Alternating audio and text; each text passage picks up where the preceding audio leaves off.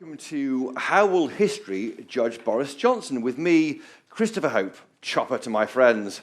I'm really excited as we have both a live audience in the room here, as well as a huge audience back home, or at home, watching around the globe. To you all, welcome. It's our first event for 2 years at the Telegraph, and we're so chuffed to see some people here in person. Tonight I'll be chatting through the PM's highs and lows with a panel of Boris watchers who know him best. But we also want to give you the chance to ask this panel what you think. So we'll leave 20 minutes at the end for questions. For those of you watching from home, please submit your questions using the chat bar on the right-hand side of your screen. And your questions will come up through magic through my iPad here. For those of you in the room, please raise your hand and somebody will hand you a microphone and I'll call you. The whole evening will last no more than 60 minutes, which means we'll finish at 8:04 on the clock. 40 minutes of questions, as I say, from the panel, and 20 minutes of your questions. Now, I was struck by the similarities between Boris Johnson and the late Australian leg spinner Shane Warne. Like Warne, Johnson is a maverick who has lit up British politics for the past nearly 2 decades. Both were adept at spin, and both seem to live more life in their time so far than most of us can manage in 2 of our lives. And the less said about their private lives, the better, because you're a Telegraph audience, so we're not going to go there, are we? But we know how history has judged Shane Warne from the obituary in the Telegraph and other newspapers and tributes. But how will it judge Boris Johnson as we approach the halfway point of his first, or maybe his last, term as Prime Minister? And to answer that, well, here's our panel. To my left here is Andrew Gimson. He's the author of Making of the Prime Minister. He's also writing a second volume for this brilliant biography, and that's due out in September. The first biography, it was called originally The Rise and Fall, and then Rise and Fall again of Boris Johnson, but he's going to have a normal title this time, aren't you, Andrew? Our next guest is Sir Anthony Seldon. Anthony is known by journalists like me as the biographer of 10 Downing Street. He wrote a very good book recently called The Impossible Office, the history of the British Prime Minister going back to Walpole. And Anthony is also writing a book called Johnson at 10, and that's due out probably next spring. Lucy Fisher, to my right, is our former deputy political editor. She's between jobs, shortly joins The Times. Yes, I'm sorry, The Times, as radio, as their chief political commentator. It's great to have you here, Lucy. And Andrew Bridgen, the Tory MP for North West Leicestershire, a long-time critic of the European Union, who backed Brexit in 2016. Ladies and gentlemen, your panel.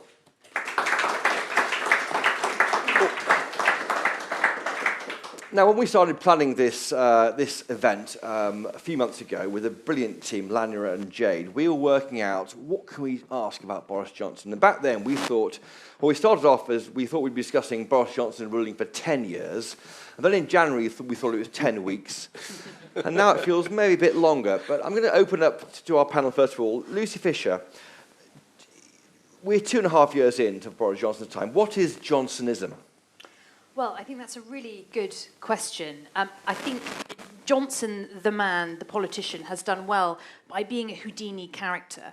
He has charisma, I think we can all agree. He's quite classless, which allowed him to bring together voters from the traditional, prosperous Tory shires with many in the red walls of the North and Midlands who'd never voted Conservative before, and that was the magic of him. But when you ask what Johnsonism is in policy terms, I think it's really difficult to say. And so far, I'd go as far to say it's quite superficial. We've had a lot of talk about levelling up, haven't we? We've recently had the white paper. I'm a little bit sympathetic to Michael Gove and Boris Johnson in one sense, in that the economy has been hit so hard by COVID that there isn't a lot of wiggle room for a lot of spending to really boost the North and Midlands in the way that might have put flesh on the bone of what levelling up is. But if you look past that, you know, he talks tough on immigration, he talks tough on crime. We haven't really seen much on that front yet. There's the culture wars, which again play well with parts of the electorate. But I don't think that really there is anything yet, 2 years in, after winning, as you point out, we thought it'd be 10 years, a stunning 80-seat majority that really can constitute an ism. Andrew Bridgen, you're a Tory MP. What is your... I'm a conservative, Chris. Conservative MP. I would agree that What's your boss believe in? To define Johnsonism is like probably trying to bottle fog. And that's probably that you can draw from it whatever you want. But the fact is, when it comes to voter engagement, I've never seen anything like it from a Prime Minister. He has that ability. People like him, and he likes people. And I could never say that, in all honesty, about David Cameron or Theresa May. So, well, they liked people. No? I'm not sure they were very comfortable meeting the real people. To be honest, I'm not really comfortable. I think they were very comfortable meeting me very often, to be honest. I mean, Andrew Gimson, you've known Boris Johnson since you were colleagues at the Telegraph. In fact, when I worked in the lobby room, when I started in 2006, you were writing your biography of Boris Johnson. Yes. Is he enjoying being Prime Minister? Most of the time, because he loves being the centre of attention. So, and he's very, very good at being the centre of attention.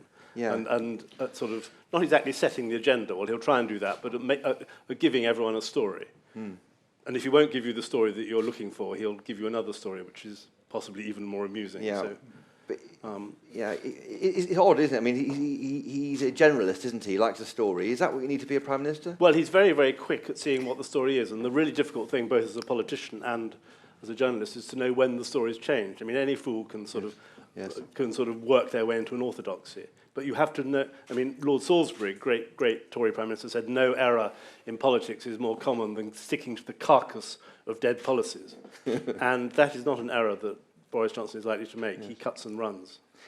Anthony Seldon, Andrew Gimson, I mentioned Lord Salisbury. Where does Boris Johnson sit in the pantheon of occupants in number 10 Downing Street? Well, Chris, and congratulations. I know you're a Remainer, so are you allowed to go? Am I? We're all leavers but now, then I aren't we? listened to Andrew, and now I'm convinced Brexiteer. And it's a great timing for the debate, because when we were asked to do it, we all thought that Boris was over, and then along came the Telegraph-engineered Ukrainian invasion, and to give tonight the meaning. There is none of the 54 other prime ministers who are a bit like him. He is totally, possibly Walpole. I don't agree with that. Okay, well, we'll come back. We'll come back. I think that he is quite special and quite unique. The only one person I think who's like him is Walpole. Why do I think he is like that, Chris? Because great prime ministers are made by great events.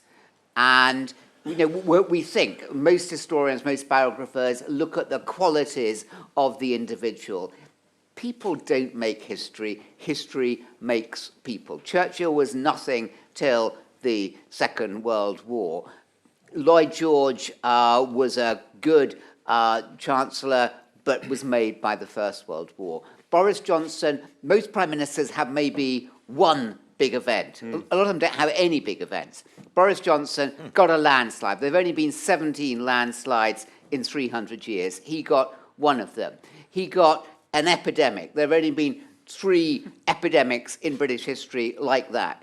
He got one of those. He got Brexit. Brexit is arguably one of the 4 or 5 biggest decisions taken by a government in 300 years. He got that. He's now got a war. If it turns into a world war, there have only been 2 other prime ministers who've had a world war. If on top of all that, the Queen dies on his watch, only 9 prime ministers in our history. And they call him lucky. And they call him lucky, Andrew.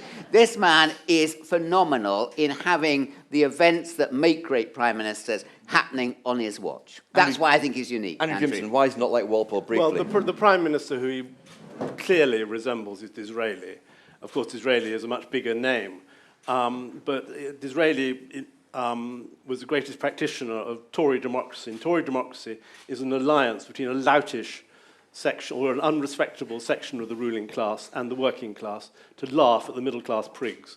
In those days to laugh at Gladstone, nowadays to laugh at Keir Starmer, and lots of other people. And that is one reason why Boris has been very, very successful in the Red Wall seats, actually. And it's a great performance. It's fun. It makes politics amusing, which is whereas the prigs think that politics always has to be frightfully solemn. I can see that. It's wrong, but I can see it. Now, Andrew Bridgen, you submitted a letter of no confidence in your leader, didn't you? You're one of 13 Tory declared people who have put letters in. One's withdrawn, Douglas Ross, the leader of the Scottish Tory party. Why are you being so disloyal to a guy who got you this landslide in 2019? Well, I was actually appalled by Partygate. I think it demeaned the government and it let the people down. However, being a pragmatic Conservative and looking at the current situation, I can announce that I'm removing my letter of no confidence in the Prime Minister. Right. We're a pragmatic party. At the end of the day, where we are now, it would be so indulgent to have a vote of confidence at a time of international emergency, and this is not going to go away quickly. It's a long-running crisis as far as I can see, and we need Boris Johnson where he is leading the country, and it's no time for internecine warfare within the Conservative Party. That only helps Mr. Putin and our enemies, and there are plenty of those out there at the moment.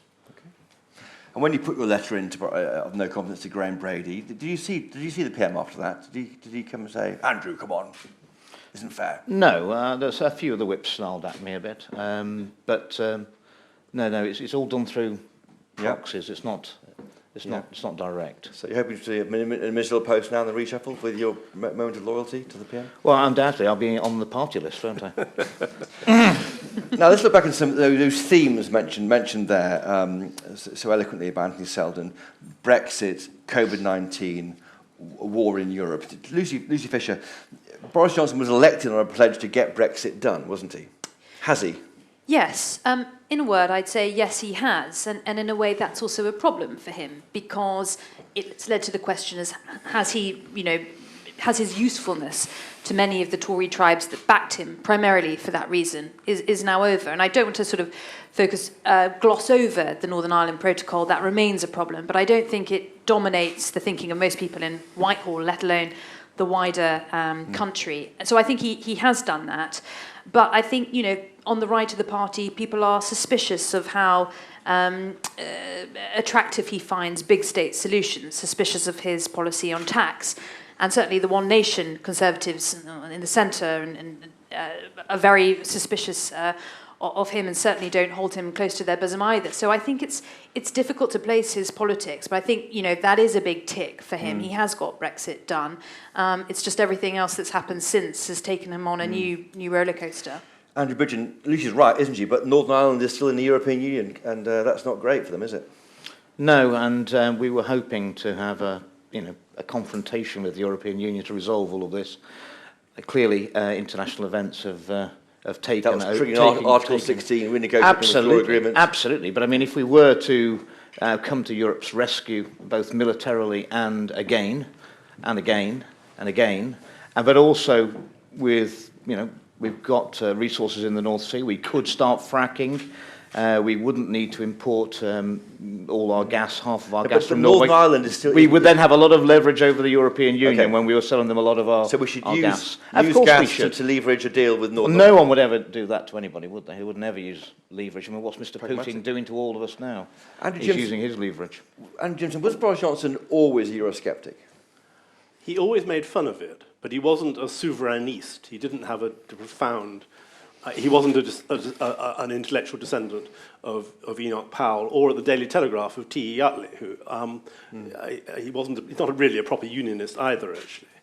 But he had some respect for Delors when he was a correspondent there, because he saw that Delors was trying to do something serious, and he thought that the French officials in Brussels were much more formidable in those days than the British officials. But he mocked, didn't he, Brussels out there all the time? Yes, I mean, people trace back his Brexiteer nature to those articles, don't they, a lot of the time? Is that wrong to do so? No, that's quite right. And he absolutely won his first reputation by making fun of and suggesting all these ludicrous regulations. Well, I actually spent eve of poll on the referendum. Boris came to my constituency, North West Leicestershire, Ashby-de-la-Zouch, and we were mic'd up, and I actually told him on the day, I said, you do realise we're going to win?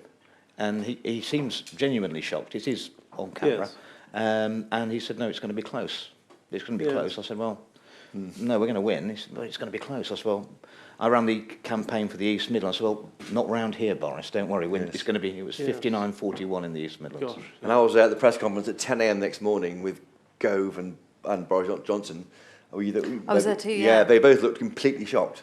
I agree with They you. couldn't believe Green it. to the gills, seasick. Yes. Well, I was shocked Well, when, they'd hardly when slept. Nigel Farage conceded we'd lost before a vote had been counted. That's right. That shocked me, rather, to be honest. Anthony Seldon, Brexit, your favourite topic.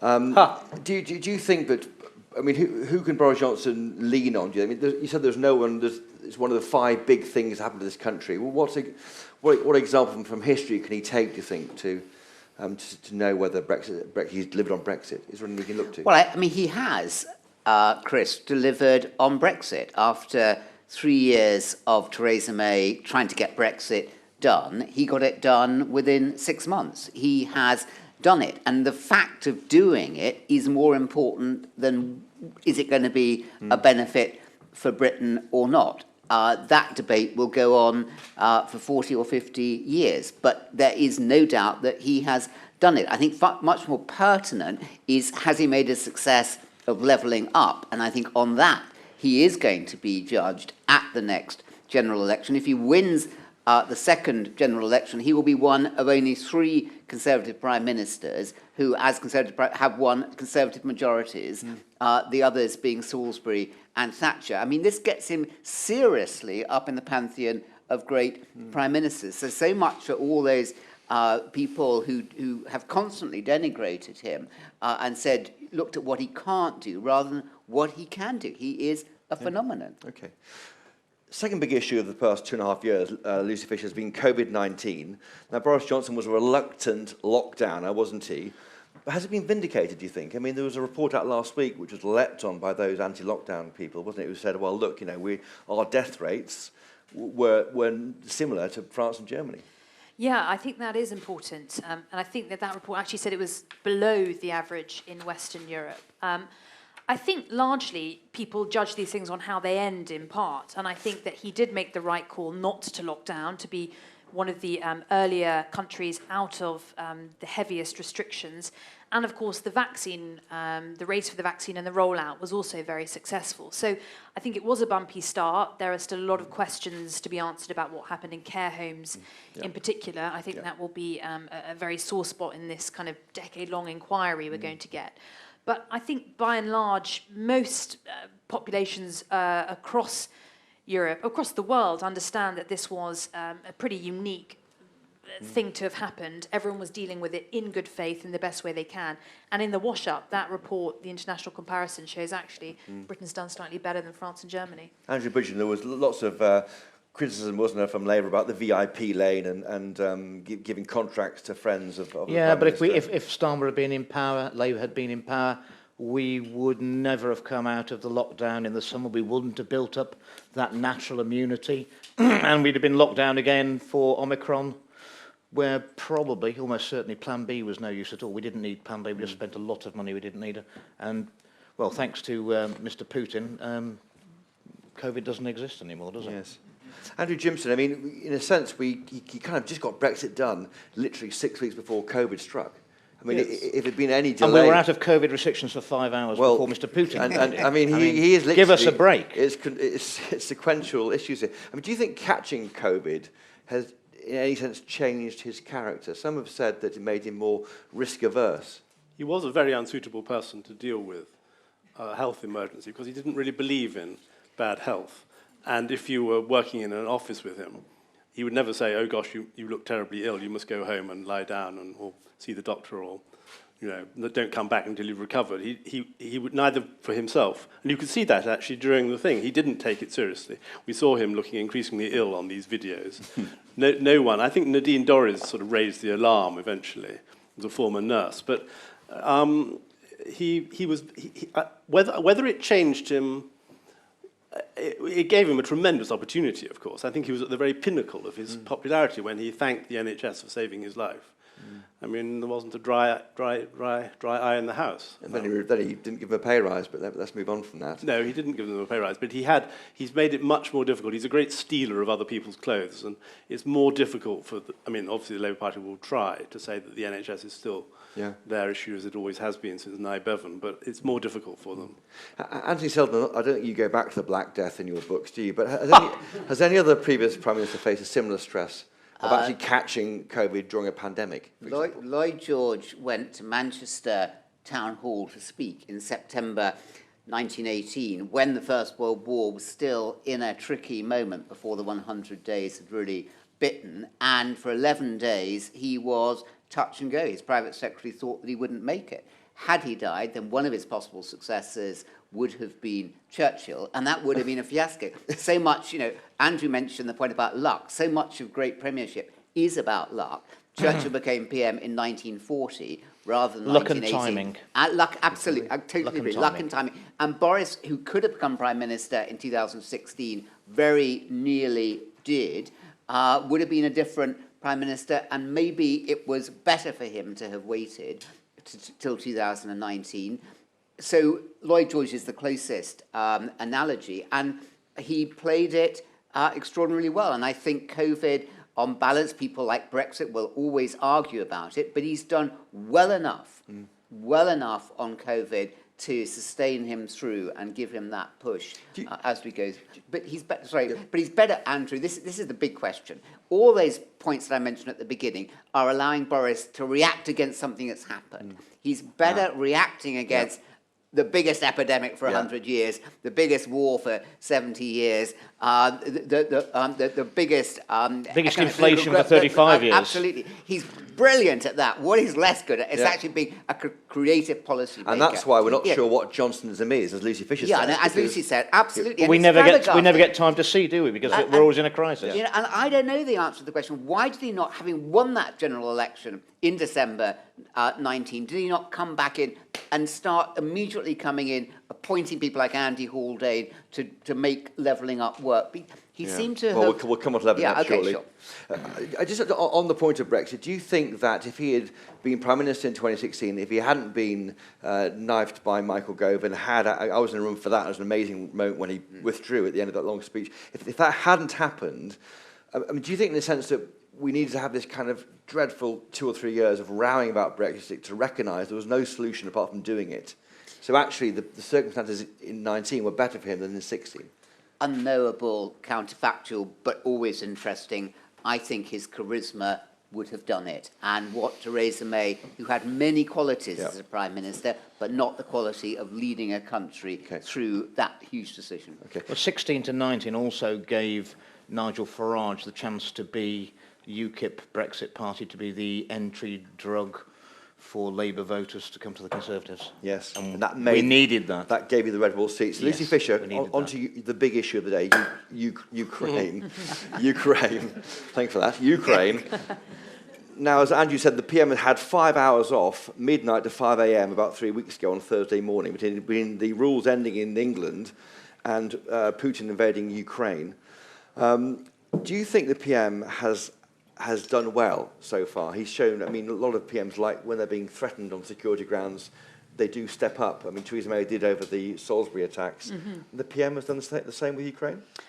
Yeah, I think he has done well on Ukraine. Again, I think he's been lucky that he seems to have this personal rapport with Zelensky.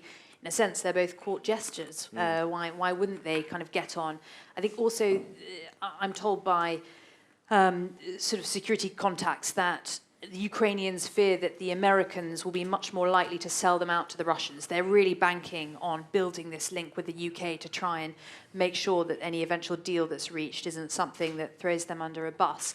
But I think, Boris Johnson's got the optics right. He's been out to RAF airfields, glad-handing pilots, taking over, vital supplies. The UK has actually was early onto the dangers of what was going on with Russia. When you look back at the countries that were arming Ukraine, we've had a defense operation since 2015, Operation Orbital, to try and train up the Ukrainian forces. 22,000 have gone through that. We trained 22,000. Yeah, 22,000. That's amazing. And all the weaponry that's been sent.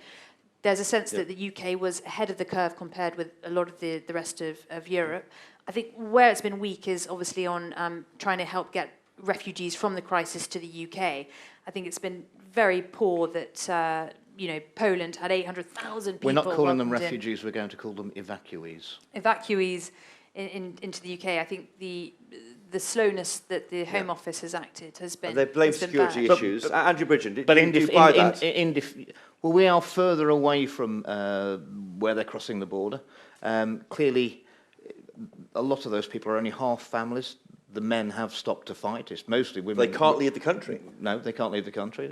Mostly women and children, and they will want mostly, but they want to go home. And I think, in defence of the government, and I don't always do that, as you may know, we are the biggest donor of humanitarian aid. And some of the countries these evacuees are moving into, like Moldova, is the poorest country in Europe. They can't support hundreds of thousands of people coming in from the Ukraine without the UK's help. And that's really important as well. Yeah. Andrew Gimson, the Boris you knew when you first started writing your book, did you ever thought he'd be a war leader?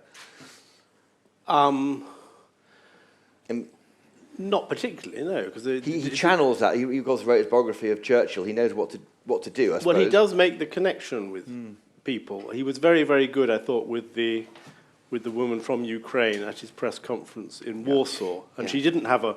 They organised it quite tightly. I think there's only going to be one Polish question and one British question, but he saw that this woman was very anxious to speak, and she spoke at considerable length. She was more or less weeping by the end of her thing, and he had a rather harrowed look, because he did listen. He did enter into why she was so worried and felt so let down that we weren't, that the West weren't doing enough. But he is a caring man, isn't he? I know from experience. He writes letters to people.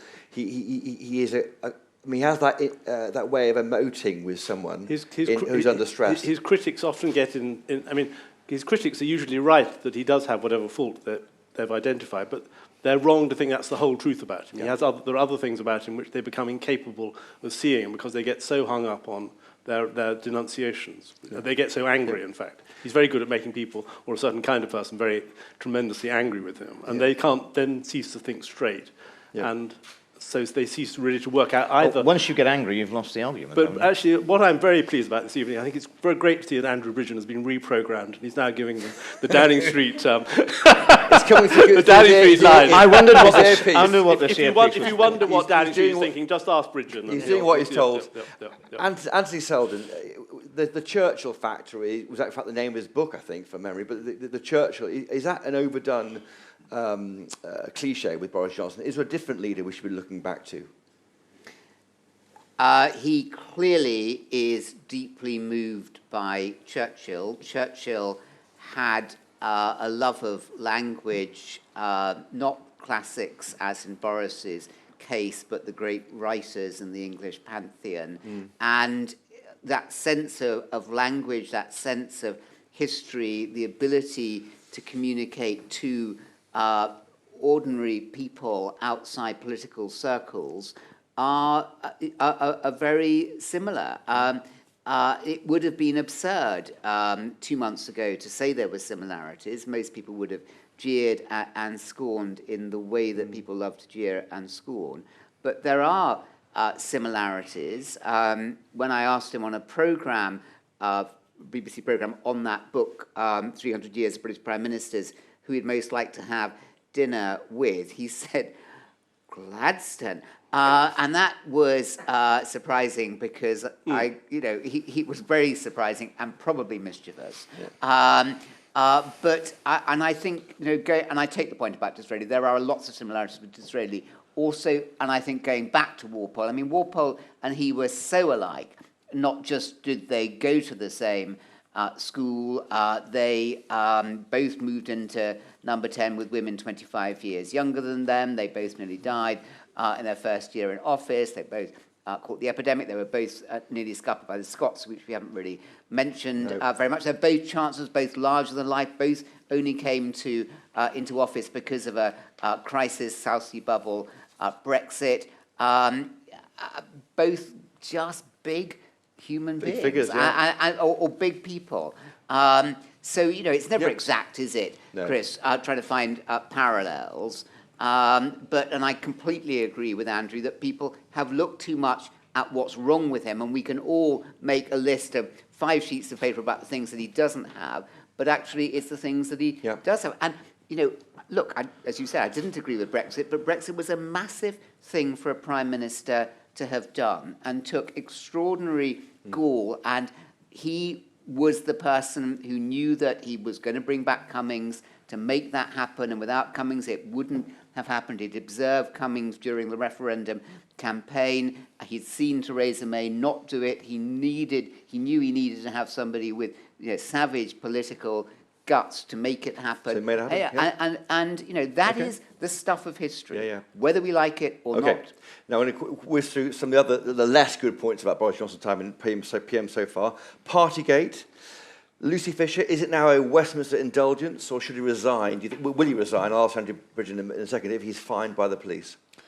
No, I don't think he will resign, and I also think he's through the danger. I think even without Ukraine, he's a master of throwing things into the long grass, and eventually things lose impetus. Anger fades, it dissipates. Yep. I'd already had people beginning to get angry at the media, sort of, propagating the story longer than people wanted to hear about it.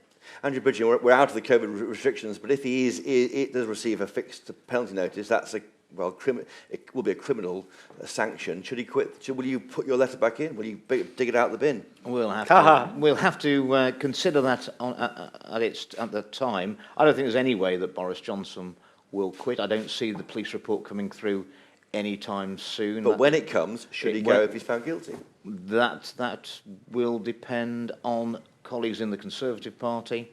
And you? And me. And what will you do? I'll judge the situation then as I see it.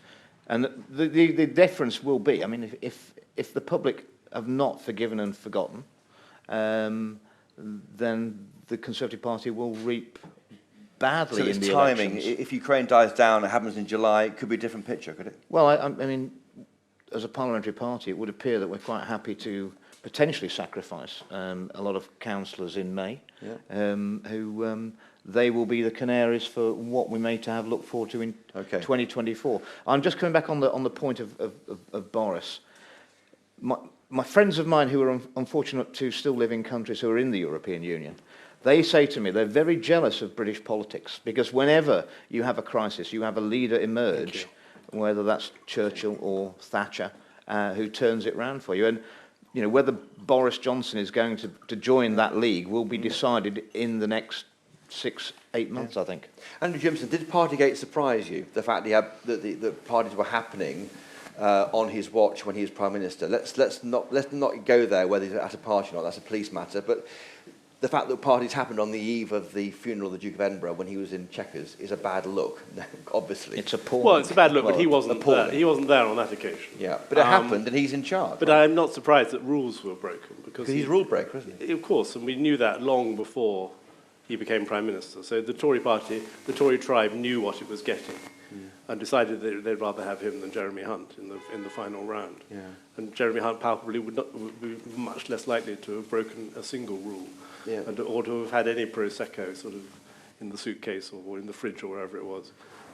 Yes. So, you agree, Anthony Seldon? I mean, I think a much bigger issue, Chris, is going to be, can he sort out the cost of living? Well, I think that's going to be massive for him coming up once Ukraine is over. Absolutely, and we've got half the population have never seen inflation rates that we're going to see. They're going to need a lot of help. So on that, on broken manifesto promises, next week it's a spring statement. You fought a campaign in 2019 on not increasing national insurance. That is going up in April. I didn't vote for it. Back in September? Yeah. You abstained or you voted against? No, you abstained, right? Abstained. Not the same. You voted. You let it happen. Okay. It went through on your watch. How are you going to face the people of North West Leicestershire on breaking that promise? Well, let's see what Rishi is going to. How many rabbits out of how many hats he can pull out in other areas. Wouldn't surprise me if fuel duty was cut. There's got to be measures to reduce the burden of energy prices. Yeah. VAT, green taxes, all these things. But the answer is those are measures to mitigate. People need hope, and the hope is that we don't mind how bad it is today, as long as it's better tomorrow. And the hope is we are going to authorise the drilling in the North Sea. We need to get fracking. We probably need to get that coal mine going for our coking coal. Yeah, Andrew's ignoring the question. Anthony Seldon, the manifesto said we will not raise the rate of income. Well, not really. We will not raise the rate of income tax, VAT, or national insurance. They did on national insurance. How common is it for PMs to break manifesto promises as big as that on page 2 of the manifesto? not common at all, and where it happens, they're often punished. But I'm not certain he's going to be punished. But they don't have a pandemic every parliament. About it here because of all the other noise around. They understand. The voters understand why. But it's incredibly difficult now because he's been pushed in a wokish direction, which is not the direction that many of his party. He's going in a Macmillanite, Disraeliite, one nation direction, and that's not what the voters who made that landslide happen, as we were hearing earlier, that's not what they want. And how do you get through that inconsistency? That's the real crunch. And can he get a number 10 team that will be stable enough to drive it through that won't last 2 days? I think last 2 weeks he's put that in order, I think. Andrew Gimson, is broken promises part of Boris's stick? Oh, I wouldn't particularly put it like that, but of course he fights a war of movement.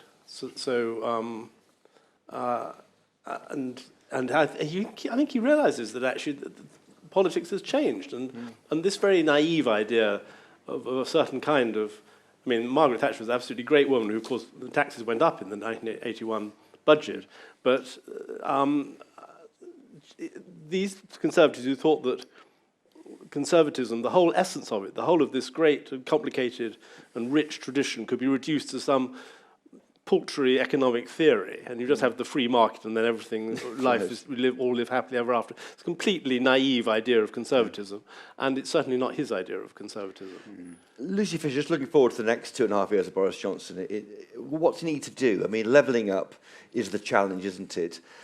Anthony Seldon mentioned Scotland. We haven't even discussed, and that's the canary in the mine, because if Nicola Sturgeon does force a vote on the union by the middle or the end of next year, there could be a problem.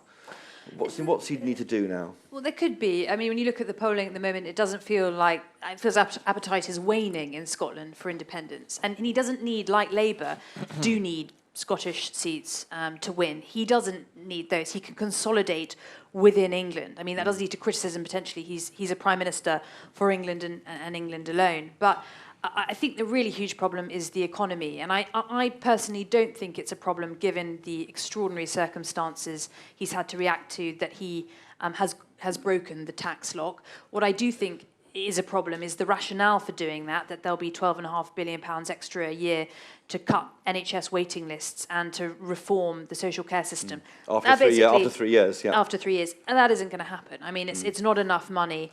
That's a pretty disastrous situation. When have we ever got money back out of the NHS? Well, I think the NHS is going to be a massive electoral issue. And the general cost of living, I just think with grocery bills going up, obviously energy, household bills soaring, there's not I think the discourse has struggled to catch up for energy costs for businesses, which don't even have a cap. 8% VAT on all hospitality and eating out, going on again next week. Andrew Bridgen, who should be leader of your party next election? Boris is a winner. If he gets through these difficulties, he'll lead us into the next general election. Liz Truss? Not for me, not for my taste, to be honest. Not for your taste. She's a lovely lady, but if Boris gets through the next 6 months, he'll be leading us into the next general election, I think. Because the election is May 24, and they're running out of time to change leader. Yes. Okay. Can I ask Andrew a question? Not to do your job for you, Toffer. Probably a better one. They're coming at me from all sides now. And in fact, everyone on the panel, I'm interested in the question of whether you think that there could be civil unrest due to cost of living crunch. I don't think we're that way inclined in this country. It will be a shock for half of our population, the younger population, who've not seen anything like these inflation rates, and it could get into double digits quite easily, depending on how long the problems go on in Ukraine. So I hope not, but it is going to be an eye-opener for a lot of people. I'm watching the clock for our other questions in this room and down the line. Andrew Gimson, quickly, do answer Lucy's question. Can I ask you also, how long does he want to be Prime Minister? He's told friends he wants to beat Cameron. Cameron was I think 6.5 not years. longer than 20 years. I think Not longer than 20 years, if he gets a chance. But he wants to beat he'll Cameron. never want to stop. There's a But rivalry with Cameron. Very few of them do. So. Yep, yeah. 6.5 years is David Cameron. He wants to beat that. Oh, yes. Yes, no, Yes. well, of course he wants to win So- the next election. And Late 2025 and then resign. I mean, Dominic No. Cummings says he'll go after 2 years in the next well, term. he'll find some. I mean, of course, Margaret Thatcher found the poll tax as a new mission. Whatever new mission he finds, but and these short-term economic difficulties, which are very severe, but there will be a lot of boosterism. There'll be a lot of, we're going to build a nuclear power station here, or we're going to do something else there. Okay. So that will be intended to sort of throw the story forward and show that the government is getting to And he grips will with fight it. next So he won't election. just sort of sit there while interest rates go up and everything. Yes. You won't sit and wait for it to hit him. He'll do things. And he'll fight the next election as far as you Oh know. yes, I think so. I mean, of course, politics is so totally unpredictable. He might be thrown out tomorrow, and that's a very good thing. This is a free country. We can always sack whichever rascal is in charge. So it ought to be precarious, and it is precarious. And When the people are scared of the politicians, that's tyranny. When the politicians are scared of the people, that's democracy. And that's Absolutely. Here. Anthony Seldon, finally to you. If you were writing his obituary for the Telegraph, what's the first line? Is it Brexit? Is it COVID? Is it Ukraine? Something else? Is it Partygate? It would be shock horror. The Telegraph asking me to write. Okay. I never thought that day would. This is assuming you've come round to our how much thinking. are you going to pay, Sir Anthony? His rates are pretty steep, You're a historian. It would not be, we won't see his like in our time again. And what's the first Yes. line? What's his big achievement, the crowning achievement of the first 2.5 years of Boris Johnson's time in government? Making Brexit happen, getting the country through coronavirus, and getting the country through this terrible, shocking war in Ukraine. Okay. Right, we have now got time for questions, about 19 minutes. Any questions in the room, first of all? Put your hands up, please. don't be shy. Not one question. Brilliant. Oh, yes. Gentleman there, please. Thank you. The microphone coming to you, sir. 1 second. Here it comes. Thank you. There we are. Thank you, sir. And do say who you are, please. Thank you. I'm going White House. I'm just an ordinary Telegraph subscriber. I was struck by Andrew's comment that he said he didn't think this country was one for civil unrest due to hardship. And then not very long after that, Andrew, the other Andrew, I think it was, threw in the words, the poll tax. Oh, yeah. And I just wondered whether really Andrew B was really quite so confident that if fuel is going to go up the amount it is and We're going to fertiliser blame and food prices are going to go up, is he really quite so sure that there aren't going to be people on the streets demoing? Andrew. Well, there's a difference between demonstrating and violent demonstration. I think we need to make that clear. I'm all for people demonstrating for causes they believe in, but I think we're intimating that there was going to be violent demonstrations. As someone who was brought up in a coal mining area where we went through who worked and we went through the coal mining strike, we saw plenty of that when I was at school. I can tell you. Well, we've got a culprit to blame for it. It's all Mr. Putin's fault, isn't it? And we're going to hammer him relentlessly. Okay. Well, question here online from an unnamed watcher. Is Boris Johnson, as Prime Minister, just the latest manifestation of the lack of greatness in public life in the 21st century? Do you think... A lot of people say to me they're deeply unimpressed by the cabinet, Anthony Seldon. Do you agree there's a quality issue? Well, it's not Harold Wilson's cabinet or Clement Attlee's cabinet or Margaret Thatcher's cabinet, but there are people who are rising and looking surprisingly good, including most recently the Defence Secretary. So let's just give them a little bit of time to grow and mature like wine. And I think the question about Boris Johnson, we were just, everybody heard the downside about Boris Johnson and the fact that he's no good at detail, that his private life, that he doesn't understand, doesn't read, etc. Those are important, but they are not all important for a Prime Minister. actually most prime ministers have gone wrong precisely because they've lost the sight of the big picture, what they were in politics to do, and they just become, being prime minister it's ridiculous, the pressure on you every day just to get through to the end of the day, see everybody you've got to see, read all the papers, do the stuff, and most of them lose the plot. Boris, because he's not so interested in the detail, doesn't really care about, about that. He's got the big picture. The question is, can he do it with levelling up? I think that's the big question. Yeah, Andrew Gimson. Sorry, what was the question? One.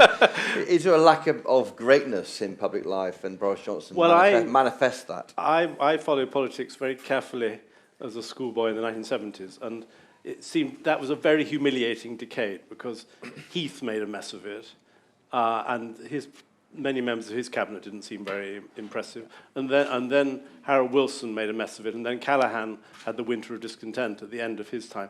And the Germans had Mercedes, and we had British Leyland, which had been bodged together by a number of great British motor companies had all been bodged together by the politicians. That was 30 years ago, And we came up with the Austin Princess or something. And you had sort of clutch trouble as you drove out of the garage. I mean, it was very bad. Worse in the 70s. I rather liked the power cuts and stuff, but again, it seemed that the Germans, the Italians, the French, the Japanese were all doing things better than we were.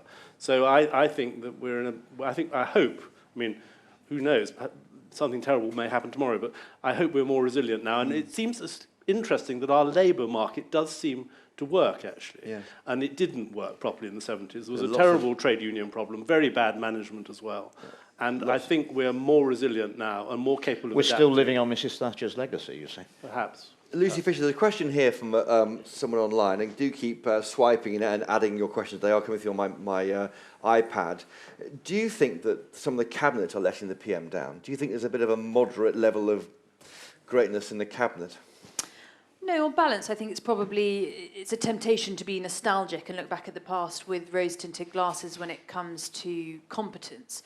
Where I do think there is an issue with this Downing Street cabinet is on ethics and standards. I think that is a noticeable difference to recent years and recent Conservative Prime Ministers, David Cameron, Theresa May. I think that there are question marks about some cabinet members. I think immigration is something that matters a lot to Conservative voters, to voters generally, where Boris Johnson has been lucky in a way that the crises that have overtaken him repeatedly have masked some of the lack of grip on that. Do you blame Priti Patel or the Home Office or both? Well, I think that he hasn't been strong enough to move her yet, and she has her own sort of fan base within the party. Yeah. But I do think that is an issue that he'll want to see grip before the next election, because it could quickly spark up again.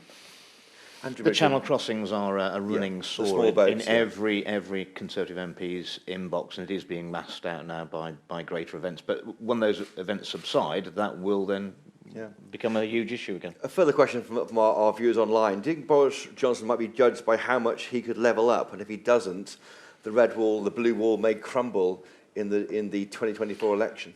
Well, we've only got just over 2 years to the next general election, probably. And how much, if we start now, how much will that levelling up actually deliver? It's going to have to be hope, because it's not going to be substance, because there isn't even time for all this to go through and for people necessarily to feel a material difference, but they've got to feel it is really coming. It is hope that sustains. Hope does indeed sustain. Who's someone at the back there? I can't see. Yes, please say who you are, sir. Thank you. Sorry. Tom, history teacher, one for Sir Anthony Seldon. How far are great prime ministers or great leaders defined by external events or by domestic policy? Therefore, how does that reflect on Johnson? Has Putin saved him? Great question, Tom. So Tom, great question from somebody doing the best job in the world, school teaching, much underrated and the best subject, without doubt, in a school. I think it's a mixture. In the book, Andrew and I, who also wrote a great book about prime ministers, differ slightly about who the top prime ministers were, but I had 9, and for many it was foreign wars, like Churchill, like Lloyd George, and like Palmerston, but for others, Attlee, I mean, the creation of the welfare state was an astonishing domestic achievement. There was a very creative Prime Minister who managed to have a clear agenda.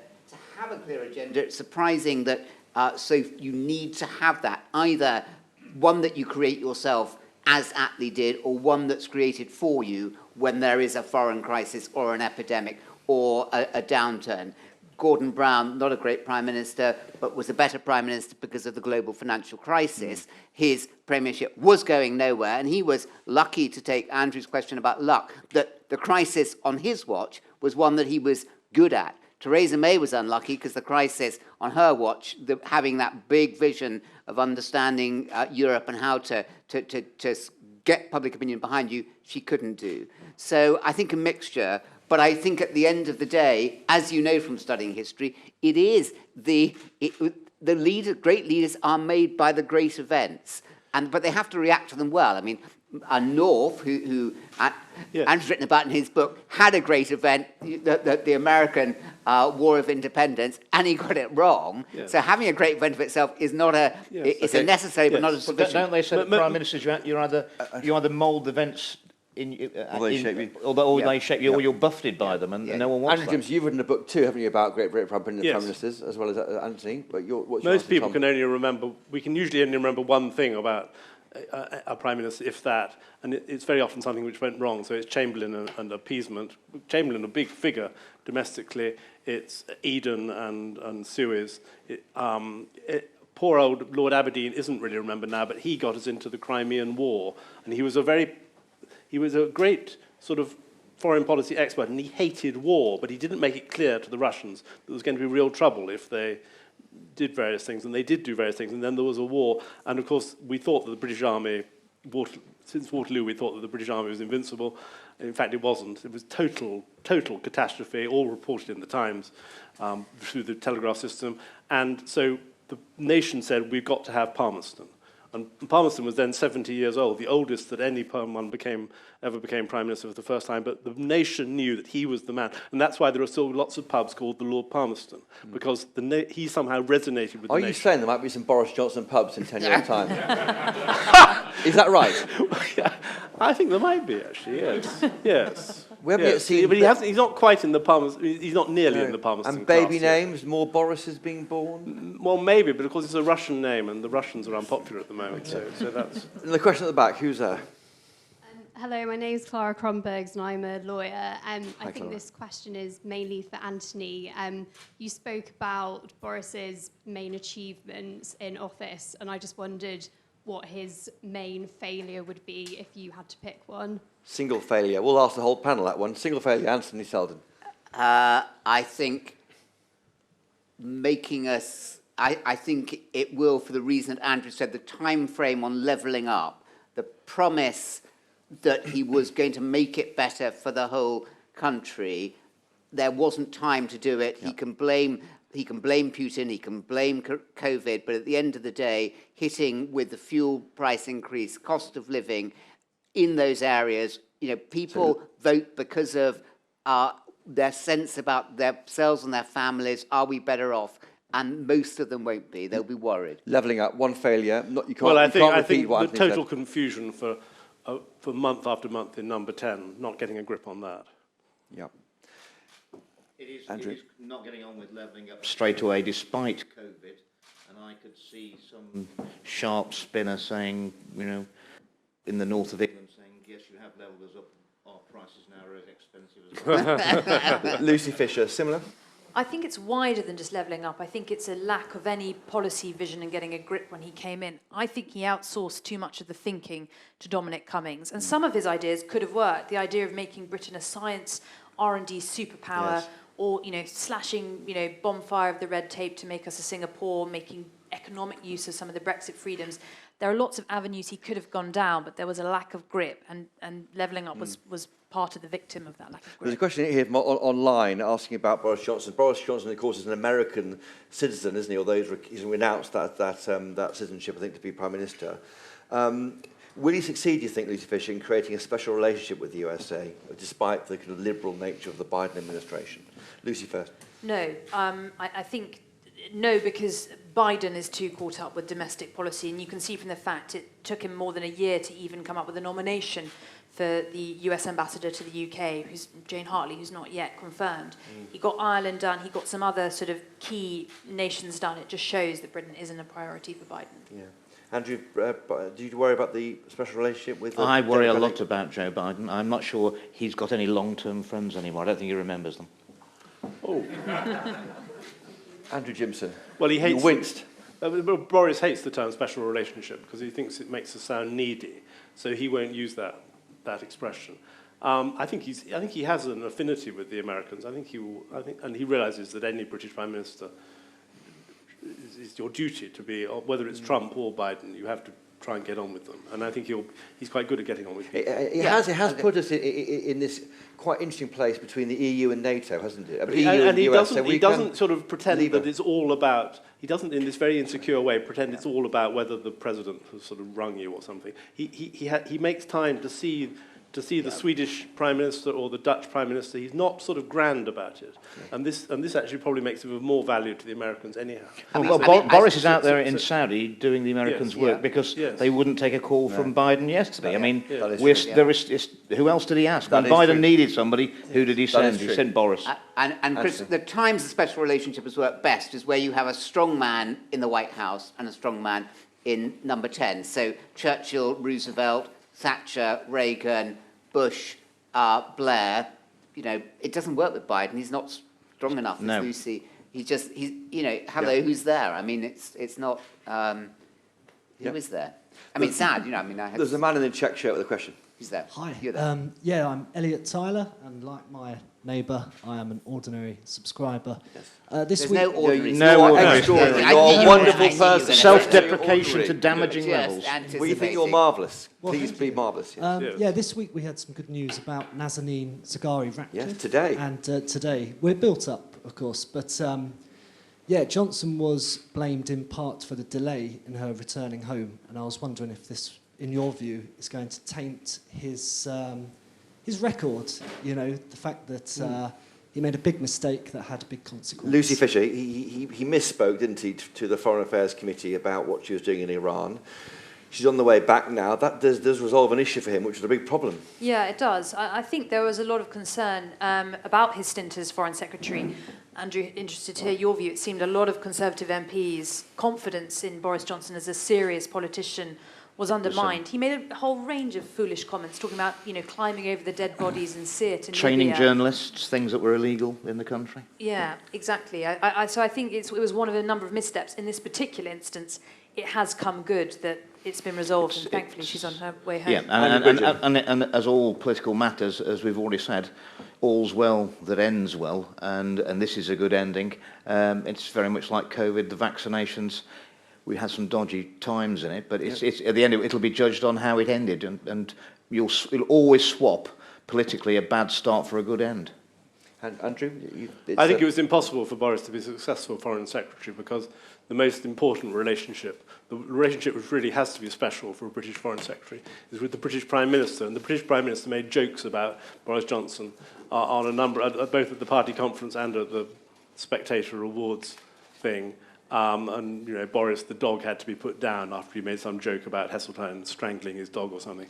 And if the Prime Minister, and obviously he was completely shut out of the Brexit thing, so I think it was shooting squirrels. Totally impossible Anthony? to be a good Foreign Secretary. What I'd say, Chris, is that one of the most striking things that we haven't talked about is his louche private life, but it does seem that some of the greatest prime ministers, not all, some like Thatcher, some like Churchill, were impeccable, or almost impeccable. But not Walpole, not Lloyd George, and not Palmerston. And I think that I don't think it was a big issue. I think with more or less it's convenient for him, but he's got far bigger issues, and it's a great thing that they're coming back, and that's a cause for happiness and celebration. We've got 2 minutes left, or maybe 1 minute now. Look at the clock. I'm going to ask you on the panel with the final question. We came here with this question in mind: how will history judge Boris Johnson? That's the question. Lucy Fisher.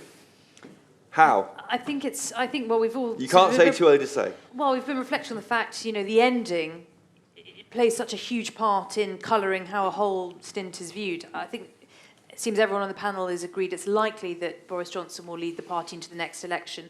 It's pretty difficult, as far as I can see with the electoral maths, for the Conservatives not to be the largest party coming from an 80-seat majority. So I think there's a long way to go. But as Anthony said, he's already come up against so many unique circumstances. There is a sort of greatness already inherent in his premiership 2 years in. Andrew Bridgen. Well, I think several times in Boris Johnson's career we've probably thought we were reading the final chapter, and then all of a sudden the story lifts again and it leads on. And so the final chapter has not been written. It may be written in 6 months' time, it may be written in 12 months' time, it might not be written for 10 years' time. Will he be a great Prime Minister? 2 years in. He has the potential to be, because events have come along which were unprecedented. You're both writing books on him. Andrew Gimson. I think the greatest communicator of his time. I mean, obviously people like Farage and Alex Salmond, indeed Nicola Sturgeon, are all good communicators, but I think he had a remarkable ability actually to take people with him in the referendum campaign and in the and in various elections. Who knows what will happen in the next one? But Anthony Seldon, you've written loads of books about Number 10 and its occupants. How will history judge Boris Johnson? Oh, as a big player, and if he does stay on, and by the way, I'm not certain he will still be there, because Number 10 just, when somebody's strong, you think they'll always be strong. When they're weak, you think they'll never, ever make it back up. I'm not certain he will, because of unforeseen things, but he has this extraordinary Houdini ability to get over it. But if he does win that general election, Chris, I mean, look at that. That's Churchill, that's Salisbury, 2 consecutive general elections. Yeah. I mean, that is historic on top of everything else. So we'll look back at him as a very significant Well, person. our time is up. Thank you for joining me in person in here in Mayfair in London, and from the comfort of your own homes at home. It's been a pleasure to have you all here. Thank you to our panel for their expertise and being here tonight. If you want to watch this event back, please go to our Telegraph Live YouTube channel from tomorrow evening. And you can also catch snippets on my podcast, Chopper's Politics, in the next episode, and also we'll do a full episode of this during the Easter break. For those of us lucky enough to be here, we ask you to stay behind to have a drink with the panellists and some canapes in the mezzanine level. Thank you to my guests, Andrew Gimson, Sir Anthony Seldon, Andrew Bridgen and Lucy Fisher. Please show your appreciation. And to everyone at home, good night. That's it. Thank you.